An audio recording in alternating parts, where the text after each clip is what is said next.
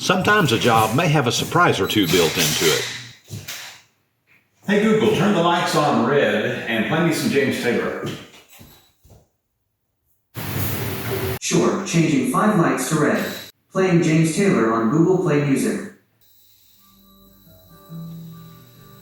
We actually mounted a speaker behind the mirror that is linked to Google and LED lights, so that made installing this countertop a little more entertaining. Let me take you through the process of building this countertop from a sheet of solid surface material. This is one of those projects that's a little more challenging and requires some specialized tools to do, but it's a process that is interesting to watch.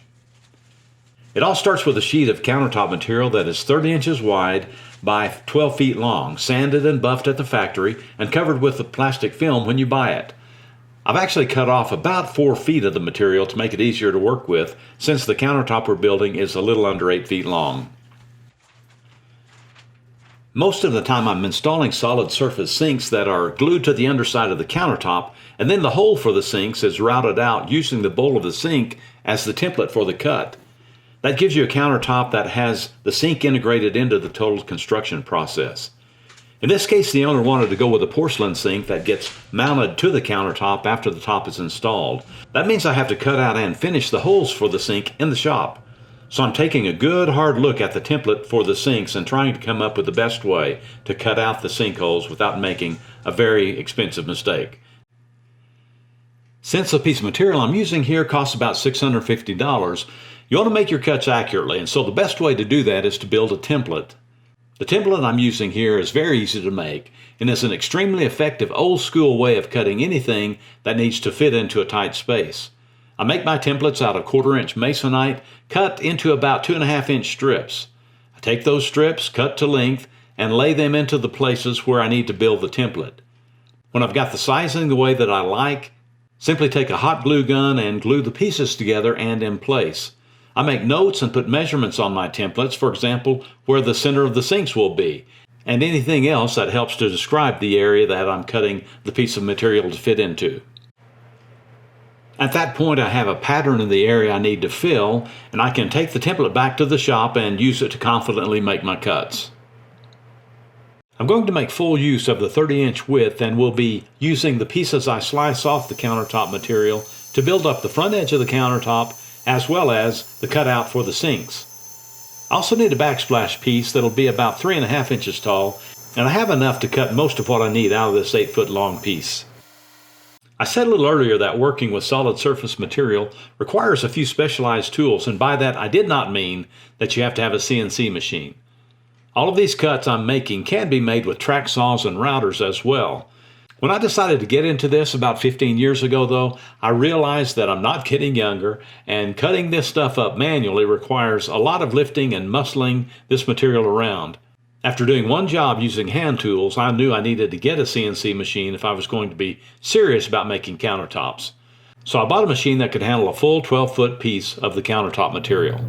Now this template is cut to the exact dimensions of that countertop.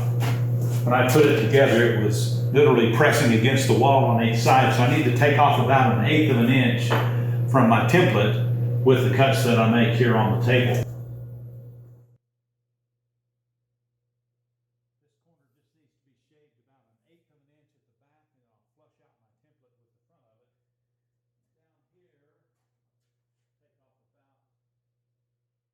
By running the bit just above the surface of the material, I can verify that my coordinates are good before I actually start making cuts. Computer programming that runs the CNC machine uses what is called G-code to move the router bit where you want it to go.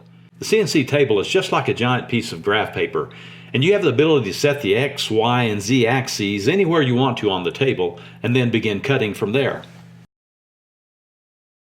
With the countertop now cut to match the template, I'm ready to cut the sinkholes and then add build-up pieces to get the countertop to its final shape. I mentioned that I cut this thing really tight when I made it on the cabinet, and it is just pretty much right on the dimensions of the template, which is a good thing in that I'm precise. It may be a bad thing in that when I get there, it's a big pain to get in. I certainly want to be very cautious now because it's time to make these cuts for the sinkholes. So I check and recheck, I measure and remeasure, pull everything off and look at it again, because you only get one shot at this when you turn the CNC machine loose to cut a couple of holes in the center of the countertop. I don't ever consciously think about what happens if I mess this up, but in the back of my mind, I'm always aware that's something you don't want to do. To get another piece of material is probably 1 to 2 weeks out, not to mention the time and labor lost in getting to this point in the process and the actual cost of another piece of countertop material. But at some point, you have to pull the trigger and commit to what you're doing. My last precaution is to take this template that I cut out of 1/4-inch plywood and spot it exactly on the corner of where my sink cut needs to begin. This template is an exact duplicate of my paper template, which I know will give me the reveal that I need for the sink when it's glued in place.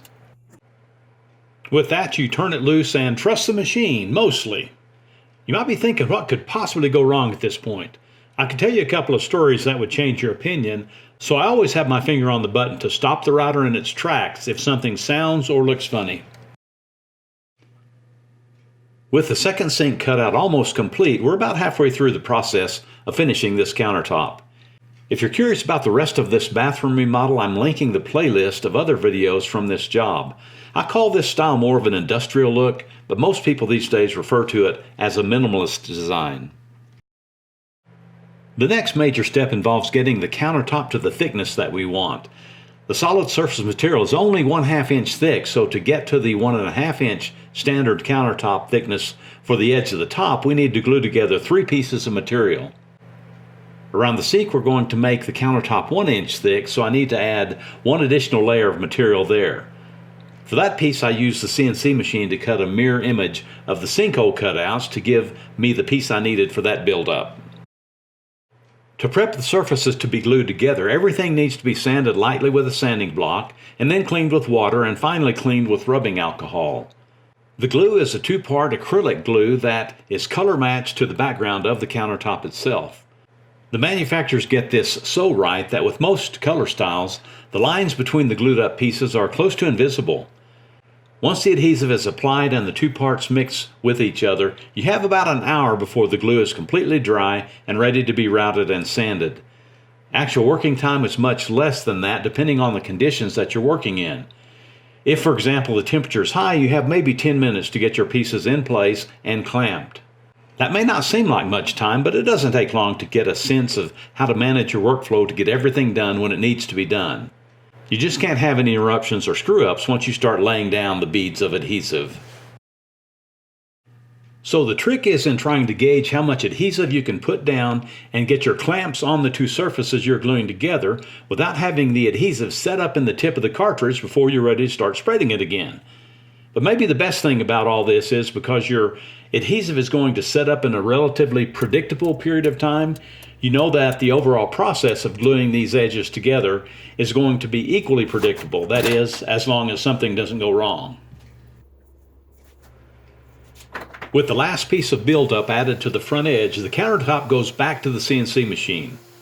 I swap out my cutting bit, which is a 1/4 inch wide rough cut bit, and replace it with a 1/2 inch triple fluted 1 3/4 cutting surface smooth cut bit, which is a beast. All that means is that I'm going to run the router bit down the front edge of the countertop to take off about 1/8 of an inch from the 1.5 inch thick countertop edge in one pass. That will cut away the squeeze out of the glue and hopefully give me a finished edge on the front that only needs to be sanded and polished. If the first pass doesn't get the job done, I simply slide the countertop another 1/16 of an inch towards the bit and let the CNC machine take another pass. I always find it interesting that the shavings that come off the bit from this point are filled with static electricity, so they stick to everything. Regardless of the countertop color, it looks like a little bit of a snowstorm has hit the shop. Instead of taking the risk of setting up the CNC machine for these interior lines on the sinkholes, I play it safe and use a pattern bit with a bearing on my handheld router to clean off the glue squeeze out and trim up these edges.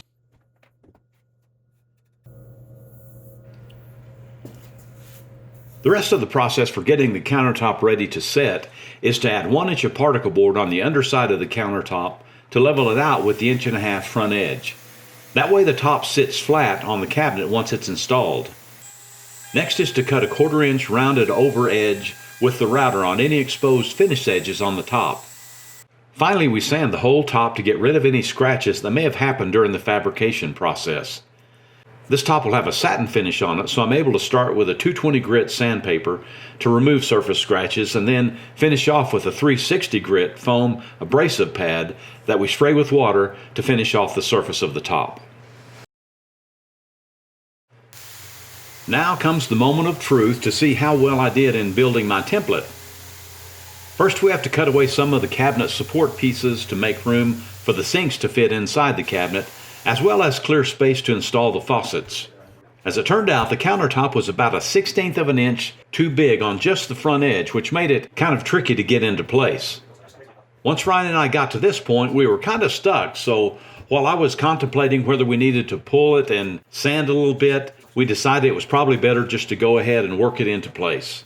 We had already damaged the sheetrock and needed to touch up anyway, so Ryan lifted up on the top a little bit in the middle and it slipped right in. At some point down the road, long after I'm gone, someone's going to tear this top out and replace it with something new. All I can say is good luck with that. Check out other videos on my channel because we've always got something going on around Dobbs Workshop. Thanks for watching.